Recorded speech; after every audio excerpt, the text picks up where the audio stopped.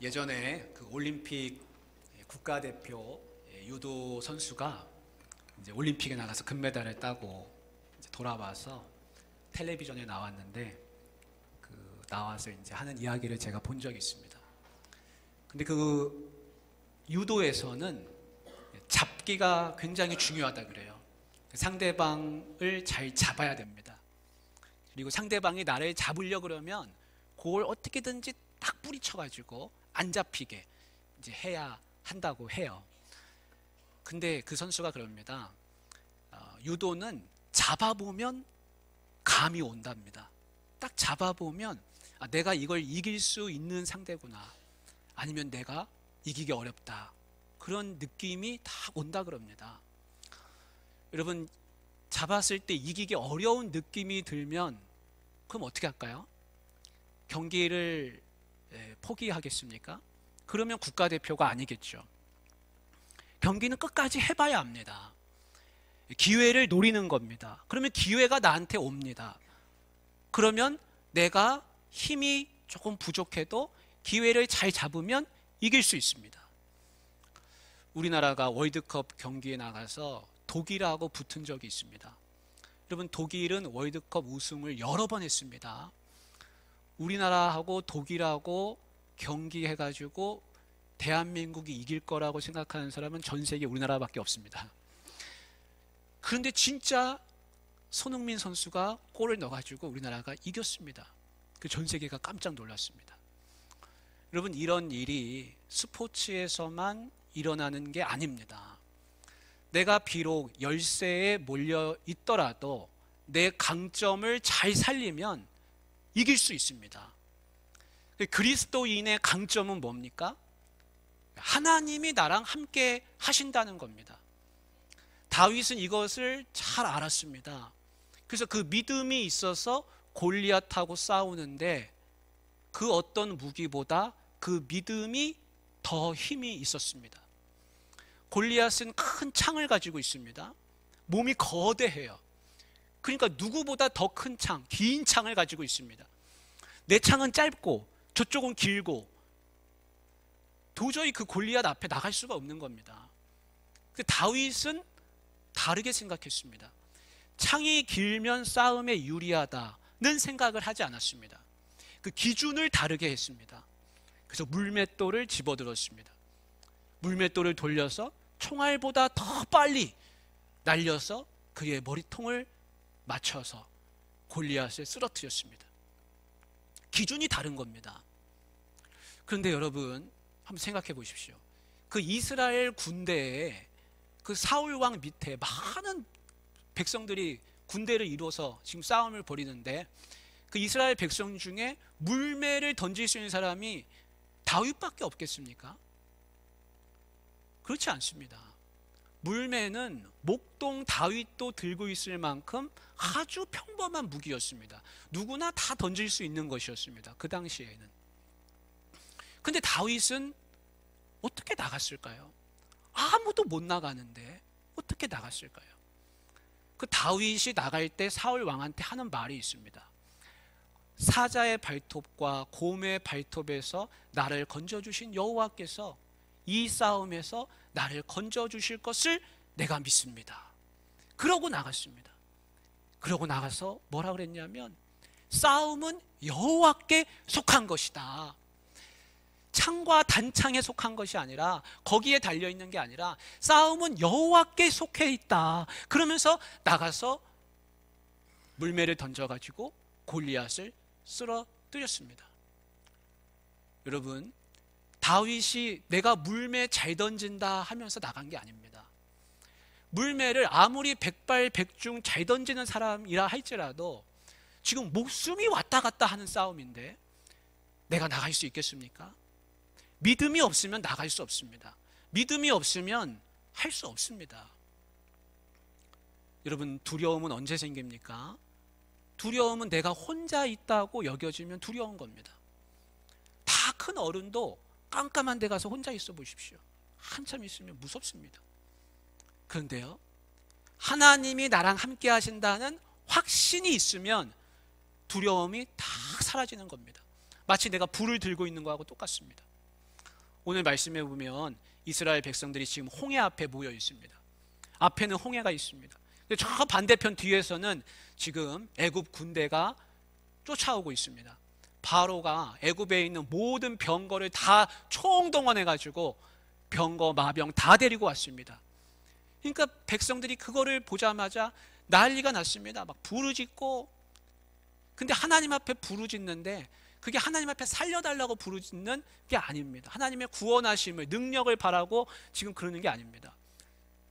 무슨 부르짖음입니까? 모세한테 그 말이 그대로 드러나 있습니다. 왜 우리를 여기로 데려왔느냐? 애굽에 매장지가 없어서 우리를 여기로 끌고 왔느냐? 우리가 애굽 사람을 섬긴다고 하지 아니하더냐? 우리가 애굽에서 그냥 살겠다고 하지 아니하더냐? 왜 우리를 여기로 데려왔느냐? 여러분, 이 이스라엘 백성은 얼마 전까지만 해도 이 애굽 군대의 애굽 백성의 노예들이었습니다. 애굽의 노예였습니다. 그러니까 애굽 군대를 보자마자 그 노예 근성이 다시 살아났습니다. 노예 근성이 뭡니까? 노예 근성은 패배의식입니다. 패배의식. 패배의식에 사로잡힌 사람은 뭘 합니까? 자기 인생을 비관합니다. 자기 인생을 절망합니다. 그리고 남을 원망하기 시작합니다. 그래서 이 백성들이 애굽 군대를 보자마자 패배의식에 사로잡히고 막 모세를 향해서 왜 우리를 여기 데려왔냐고 원망하기 시작합니다. 여러분, 애굽에 살았으면 좋았을 걸. 애굽에 그냥 종으로, 노예로 그냥 거기서 주저앉아 있었으면 좋았을 걸. 여기 안 따라왔으면 좋았을 걸. 껄껄껄 하는 그 원망, 여러분 하지 마시기를 바랍니다. 성경에서는 원망하는 걸 가르치지 않습니다. 부모 원망하고, 배우자 원망하고, 세상 원망하고, 다른 사람 탓하고, 내 인생에 도움이 하나 되지 않습니다. 성경은 그런 걸 우리에게 말씀하고 있지 않습니다. 성경은 뭘 가르치고 있습니까? 우리에게 승리를 가르칩니다. 어떻게 하면 이런 상황에서도 승리할 수 있는가? 여러분, 코끼리 길들이기가 생각보다 쉽다 그럽니다. 제가 진짜 그렇게 하는지는 모르겠습니다만 그런 이야기가 있더라고요. 이제 애기 코끼리가 태어나잖아요. 그럼 애기 코끼리 발목을 묶는다는 거예요. 한쪽 발을 묶어가지고 말뚝을 박아서 그 말뚝에다가 메어 놓는다는 겁니다. 그러면 그 애기 코끼리가 말뚝 주변을 뱅뱅뱅 돌면서 거기서 먹고 거기서 자고, 그러고 이제 점점 큽니다. 코끼리가 다 컸습니다. 이제 어른이 됐습니다. 그래도 그 말뚝을 떠나지를 못하고 거기서 먹고 자고 뱅뱅뱅 돌면서 말을 듣는다 그럽니다. 여러분, 지금 이 이스라엘 백성은 몸은 다 컸는데도 불구하고 생각이 사로잡혀가지고, 생각이 패배의식에 사로잡혀가지고 말뚝을 떠나지 못하는 그 어른 코끼리하고 똑같습니다. 내가 몸은 아무리 커졌지만 나는 안 돼, 나는 못해, 나는 할 수 없어, 그 패배의식 속에 완전히 지배당하고 있으니까 힘을 쓰지를 못하는 겁니다. 새가 날개가 있으면 날아가면 되지 않습니까? 근데 새장 속에 갇혀있던 새는 잘 제대로 날질 못합니다. 자기가 날 수 있다는 생각을 못하는 겁니다.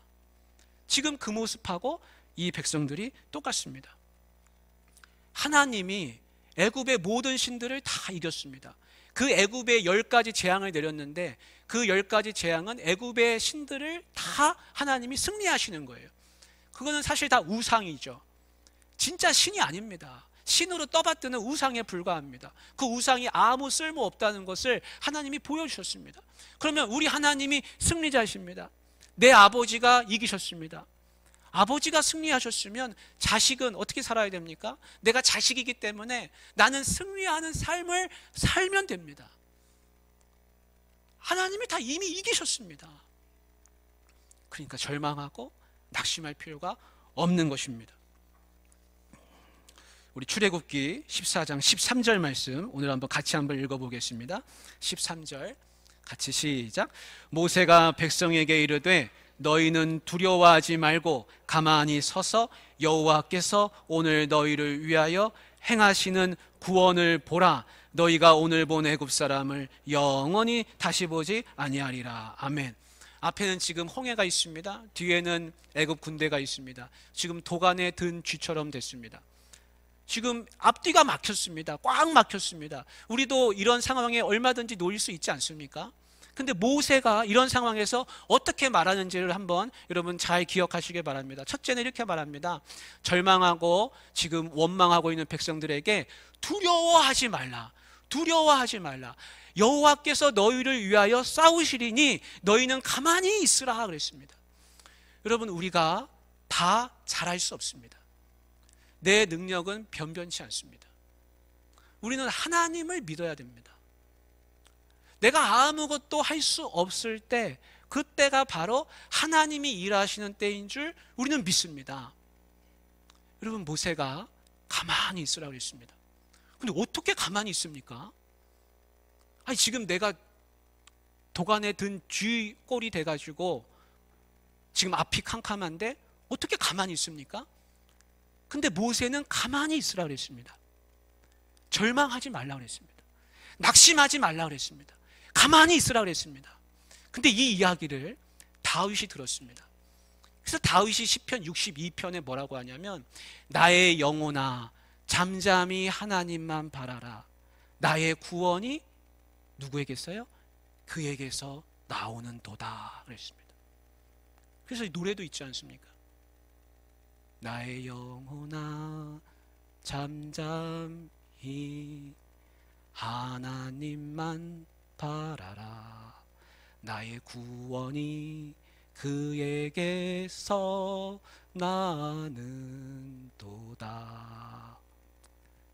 나의 영혼아 잠잠히 하나님만 바라라. 물은 나의 소망이 그에게서 나오는 도다.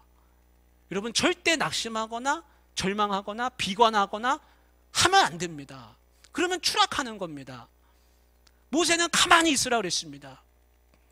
여러분, 어렵고 힘든 때, 꽉 막혀 있을 때는 여러분 절대 낙심하거나 거기서 추락하지 마시고 하나님을 바라십시오.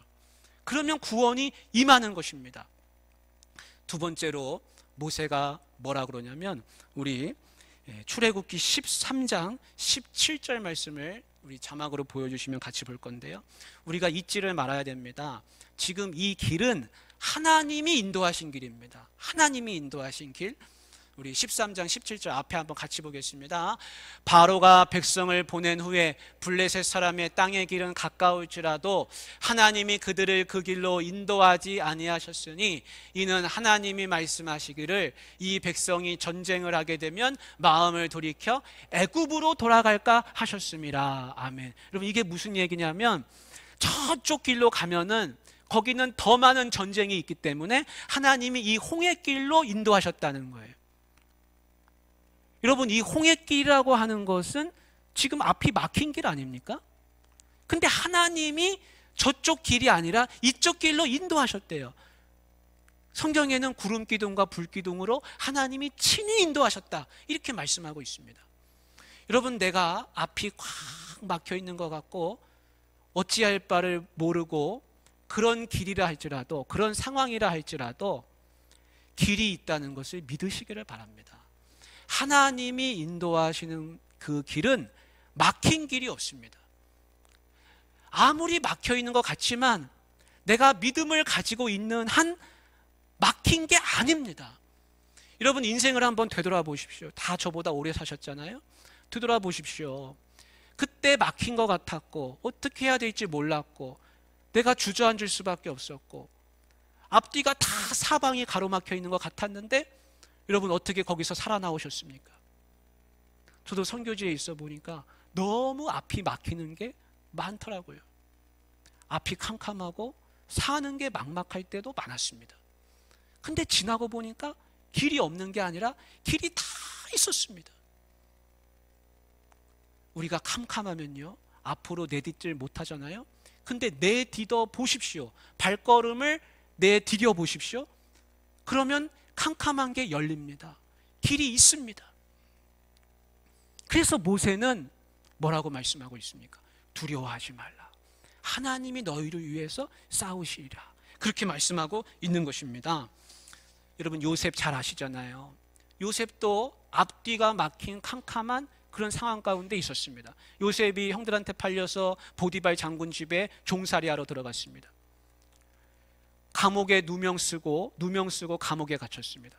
근데 보디발 집에 종살이할 때 성경은 뭐라고 말씀하고 있습니까? 그가 형통했다. 여러분 그 말씀 다 기억하시죠? 그가 형통했다고 성경은 분명히 형통이라고 말씀을 합니다. 영어 성경에는 뭐라고 썼냐면 successful man이라고 썼습니다. success 우리 좋아하잖아요. 성공한 사람이 됐다는 겁니다. 아니 내가 보디발 집에 노예로 팔려 들어갔는데 어떻게 내가 성공한 사람이라고 성경은 말씀합니까? 근데 성경이 그렇게 진짜 말씀하는 겁니다. 누명 쓰고 감옥에 들어갔습니다. 그때도 똑같이 말씀합니다. 형통하게 됐다. 그래서 계속해서 요셉한테 형통하게 됐다. 형통하게 됐다. 근데 그 형통 옆에는 뭐라고 되어 있습니까? 하나님이 그와 함께 하시더라. 이렇게 되어 있습니다. 여러분 꽉 막힌 감옥에 있습니다. 언제 여기서 나갈지 모릅니다. 꺼내주지 않으면 거기 평생 있어야 됩니다. 종살이 해방시켜주지 않으면 계속 종입니다. 근데 어떻게 거기서 형통합니까? 이해가 안 되잖아요. 근데 성경은 형통하다. 왜냐하면 하나님이 거기 같이 계셨다는 겁니다. 근데 여러분 나중에 요셉이 총리가 되지 않습니까? 근데 총리가 될 때는 형통이라는 말이 없습니다. 우리가 생각할 때는 형통이라는 것은 요셉이 총리가 될 때나 나올 법한 말 같은데 그때는 성경이 형통이라고 말하지 않습니다. 이거는 무슨 성경이 뭘 말하려는 의도가 있냐면 상황과 여건이 바뀌었기 때문에 형통이 아니라 상황과 여건은 그대로라 할지라도 하나님이 함께하고 계시면 그게 형통이라는 것을 가르치기 위해서 그 상황을 말씀하고 있는 것입니다. 나중에 요셉이 이제 바로 앞에 서지 않습니까? 근데 바로가 그때 그럽니다. 내가 내 주변에 아무도 내 꿈을 해석하지 못하는데 네가 해석할 수 있겠느냐 그럽니다. 그때 요셉이 대답하는 말이 이겁니다. 하는 말이 내가 아니라 하나님께서 대답해 주실 겁니다. 그렇게 얘기했습니다. 여러분 요셉이 바로 앞에 가니까 갑자기 하나님하고 무슨 끈이 닿아가지고 거기서 그 얘기를 했습니까? 그게 아닙니다. 그 이전에 이미 감옥에 있을 때나 종살이하면서 살 때나 늘 하나님과 끈이 닿아 있었고 하나님과의 사귐과 친밀함 속에 있었고 그랬기 때문에 여느 때와 다름없이 바로 앞에 나갔어도 담대하게 하나님께서 대답해 주실 겁니다. 그렇게 이야기할 수가 있었던 것입니다. 우리도 요셉처럼 될 수가 있죠. 앞이 꽉 막힌 상황, 어디로 가야 할지 모르는 상황. 그런데 우리도 거기서 똑같이 요셉처럼 형통할 수 있습니다. 우리 여호수아 1장 8절 말씀 한번 같이 읽어보겠습니다. 자막에 한번 보여주시기 바랍니다. 같이 읽습니다. 이 율법책을 네 입에서 떠나지 말게 하며 주야로 그것을 묵상하여 그 안에 기록된 대로 다 지켜 행하라. 그리하면 네 길이 평탄하게 될 것이며 네가 형통하리라. 여러분 형통이 뭡니까? 형통은 하나님 말씀 붙잡고 살면 그게 형통입니다. 여러분 그래서 꽉 막힌 상황인 것 같지만 절대 인생을 비관하지 마십시오. 요셉이 언제 인생 비관했다는 말이 성경에 나옵니까? 요셉은 하나님과 형통하게 살았습니다. 여러분 그 3.1 운동 주도하시고 자기 전 재산 다 팔아가지고 민족 지도자들을 양성했던 오산학교, 그 오산학교를 세우신 분이 남강 이승훈이라는 선생님이십니다. 그 남강 이승훈 선생님의 진 면목이 어디서 드러났냐면 그분이 감옥에 갇혔을 때 그게 나타났습니다. 수많은 애국자들이 고문당해가지고 반신불수되고 죽어나가고 불구되고 정신이 오락가락하게 되고 다 주눅 들어가지고 의기소침해져 있고 그런 가운데서도 남강은 그런 사람들 붙잡고 격려하고요. 의기소침해진 사람들한테 간수가 안 볼 때는 그 변기통 위에 올라가 가지고 감옥에서 연설을 했다 그럽니다. 그래서 다 죽어가는 사람들이 그 남강의 기계를 보고 용기를 되찾았습니다. 남들 하지 않는 일, 굳은 일 거기서 다 하고 화장실 변기통 꺼내가지고 그거 다 닦아내고 아침 저녁으로 기도하고 신약 성경을 100번을 넘게 감옥에서 읽으면서 수영 생활을 이어나갔습니다. 앞이 꽉 막히고 춥고 배고픈 감옥 속에 있지만 그는 거기서도 형통하게 지냈다는 것을 우리가 알 수가 있습니다. 사랑하는 성도 여러분, 우리가 막힌 길에서도 승리해야 할 줄 믿습니다. 하나님이 모세한테 그러셨습니다. 너는 지팡이를 들고 손을 뻗어 바다 위로 내밀어라 그랬습니다. 하나님이 모세한테 칼을 주신 적이 없습니다. 모세는 지팡이밖에 안 받았습니다. 나이도 많았습니다. 싸울 힘도 없습니다. 근데 지팡이를 들고 손을 뻗어가지고 바다 위로 내밀었습니다. 그랬더니 바다가 갈라졌습니다. 백성들이 마른 땅으로 건넜습니다. 애국 군대가 쫓아오다가 다 물결에 휩싸여가지고 떠내려가게 됐습니다. 하나님의 권능이 그들을 삼켜버렸습니다. 여러분, 이스라엘 백성이 진짜 두려워해야 할 대상은 애국 군대도 아니고 그 바다 홍해도 아니었습니다. 진짜 두려워해야 할 대상은 하나님 한 분밖에는 없는 것입니다. 여러분, 우리가 막힌 길에 내몰리게 되면 두 가지 갈림길에 놓이는 겁니다. 하나는 하나님을 믿는 사람이 있는가 하면, 한쪽은 세상 원망하고 절망하고 인생 비관합니다. 우리는 어떻게 해야 됩니까? 우리는 더 굳건하게 하나님을 붙들어야 됩니다.